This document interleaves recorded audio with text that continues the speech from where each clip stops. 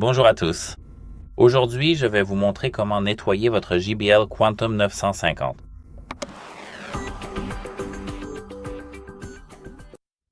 Bien sûr, je parle surtout de la théorie car nous n'allons pas les nettoyer pour de vrai puisque je n'ai malheureusement pas ces outils. Normalement, nous faisons ce nettoyage avec des écouteurs casques, mais ici, je n'ai pas les outils. Donc en fait, ce dont vous aurez besoin, un chiffon doux en microfibre, des cotons-tiges, comme par exemple des Q-tips, du savon doux et de l'eau ou de l'alcool isopropylique à 70% et une serviette sèche. Donc tout d'abord, ce que vous devez faire, c'est retirer la batterie. Donc, tirez cette partie ici, parce que comme vous pouvez le voir, c'est magnétique, et retirez la batterie d'ici. Voilà comment on fait. Laissez-moi la poser ici. Et maintenant, une fois que vous l'avez ici, vous devez commencer par les coussinets d'oreille. En fait, ceux-ci accumulent la sueur et les huiles, et vous ne pouvez pas simplement les mettre dans la machine à laver. Donc, retirez le gauche et le droit.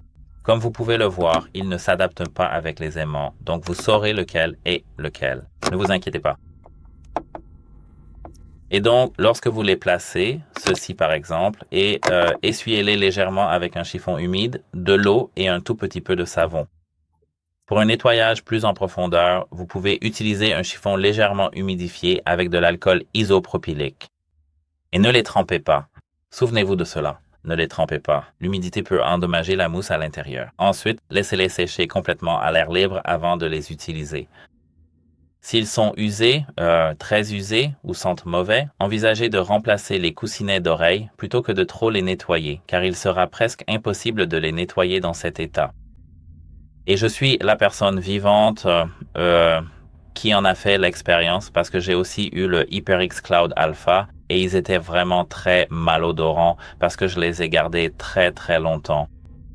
Et mon ami qui les a aussi utilisés longtemps, ils étaient tout simplement malodorants et il était juste plus simple de les remplacer plutôt que de simplement les nettoyer. Et ne vous inquiétez pas, je les ai nettoyés. Je les ai nettoyés, mais sans les coussinets d'oreille. Enfin, vous voyez, je faisais juste un nettoyage basique, pas un nettoyage en profondeur. Donc, pour ce qui est de l'arceau, il est ici. Pour l'enlever, il suffit de le pousser vers le bas comme ceci et comme cela. Essuyez le dessus et le rembourrage intérieur avec un chiffon humide, puis utilisez un chiffon sec pour enlever toute trace d'humidité. Mais qu'en est-il de ces parties en plastique et des commandes? Vous devrez utiliser un chiffon en microfibre avec un peu d'alcool. Et pour les endroits difficiles d'accès, par exemple les boutons et les coutures, utilisez un coton-tige légèrement humide. Et encore une autre chose que nous avons ici, le microphone. Que faire avec votre microphone?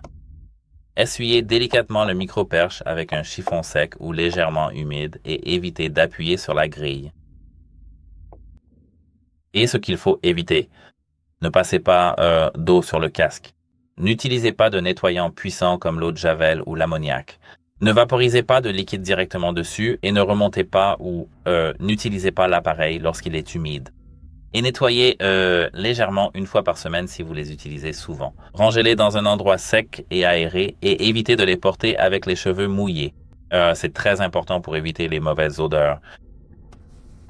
Et c'est justement ce que je n'ai pas fait avec mon casque et j'ai dû tout remplacer. Je ne sais pas où est mon embout. OK, il est là.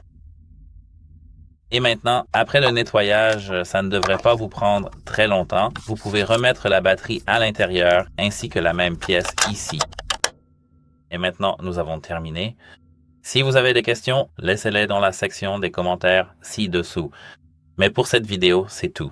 J'espère que cela vous aidera et au revoir.